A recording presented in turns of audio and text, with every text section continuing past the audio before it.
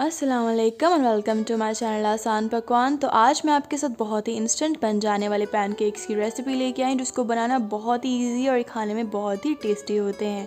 और ये हमारे घर में मौजूद कुछ ही इंग्रेडिएंट्स से बन जाएंगे। साथ ही मैं आपके साथ कुछ टिप्स एंड ट्रिक्स भी शेयर करूँगी, जिससे आपके पैनकेक्स बहुत लाइट एंड फ्लफ़ी बनेंगे। तो सबसे पहले हमने यहाँ पे एक बोल लिया है, जिसमें हमने एक अंडा डाल लिया है। साथ ही इसमें जाएगा 1 कप मिल्क, 3 टेबलस्पून पिसी हुई चीनी। याद रहे मिल्क हम थोड़ा सा बाद में भी इस्तेमाल करेंगे। साथ ही इसमें जाएगा 3 टेबलस्पून मेल्टेड बटर। अगर आपके पास बटर मौजूद नहीं है तो इसकी जगह पे आप ऑयल भी इस्तेमाल कर सकते हैं, इसमें कोई मसला नहीं है। अब हम इसको बहुत अच्छे से बीट कर लेंगे। साथ ही इसमें जाएगा 1.5 कप मैदा, जिसको हमने पहले छान लिया था।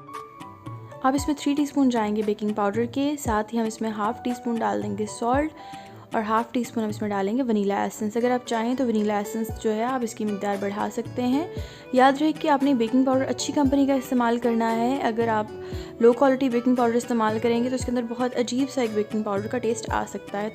तो जैसे कि मैंने आपको बताया था कि इसमें मिल्क और जाएगा, तो तकरीबन 1/4 हमने इसमें जो है कप दोबारा से डाला है मिल्क का, जिससे आप देखेंगे कंसिस्टेंसी बहुत ही परफेक्ट सी हो चुकी है। तो हमने इसे बहुत ज़्यादा बीट नहीं करना है, इसको हमें मिक्स करना है। अगर आप बहुत बीट करेंगे तो उससे क्या होगा, आपके पैनकेक्स जो हैं वो सख्त हो सकते हैं। तो हमने यहाँ पे एक पैन लिया जिसको हमने हीट अप कर लिया है और उसमें हमने थोड़ा सा बटर डाल दिया है।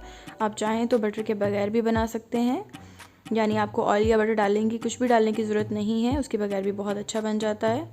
तो यहाँ देख सकते हैं इसके ऊपर बबल्स फॉर्म हो चुके हैं, तो हम इसकी एक साइड फ्लिप कर देंगे। तो तकरीबन इसको 3 से 4 मिनट लग सकते हैं एक पैनकेक को बनने में, और इसकी हमने जो आंच है वो मीडियम टू लो रखनी है। तो यहाँ पे आप अपने अवेलेबल इंग्रेडिएंट्स के साथ बहुत ही मज़े का जो है बना सकते हैं ब्रेकफास्ट। तो हमने यहाँ पे हमारे पास मेपल सिरप नहीं था, हमने इसके ऊपर हनी ड्रिजल किया है। हनी थोड़ा गाढ़ा होता है, अगर आपके पास मेपल सिरप है तो ज़बरदस्त रहेगा। तो आई होप आपको हमारी आज की रेसिपी बहुत अच्छी लगी होगी। इसको ज़रूर ट्राई कीजिएगा, मुझे दुआ में याद रखिएगा। तो तब तक के लिए अल्लाह हाफ़िज़।